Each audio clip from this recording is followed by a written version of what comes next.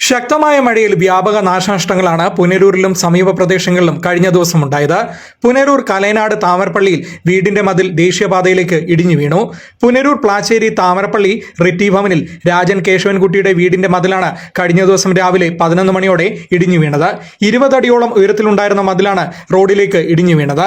ഈ സമയം റോഡിലൂടെ വാഹനങ്ങളോ യാത്രക്കാരോ സഞ്ചരിക്കാത്തതിനാൽ വൻ അപകടം തലനാഴിഴയ്ക്കാണ് ഒഴിവായത്. മതിലിടിഞ്ഞതോടെ ഇവിടെയുള്ള കിണറും അപകടാവസ്ഥയിലായി. കിണറിന്റെ സമീപഭാഗങ്ങൾ വിണ്ടുകീറിയിട്ടുണ്ട്. വരും ദിവസങ്ങളിൽ മഴ ശക്തമായാൽ കിണറും ഇടിഞ്ഞു താഴുമോ എന്ന ഭയത്തിലാണ് രാജൻ കേശവൻകുട്ടിയും കുടുംബവും.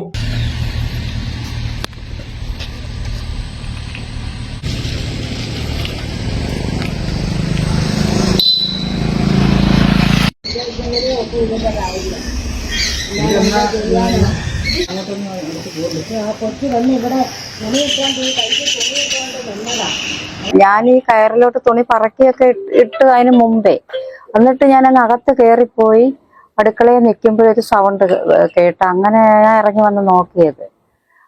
അപ്പൊ പിന്നെ ഇങ്ങനെ ഇടിഞ്ഞ് ഇറങ്ങിയ മഴയുണ്ടായിരുന്നു. രാവിലെ മഴയുണ്ടായിരുന്നു, അന്ന് മൊത്തം മഴയായിരുന്നു. പിന്നെ മഴ അങ്ങനെ തോന്നത്തില്ല.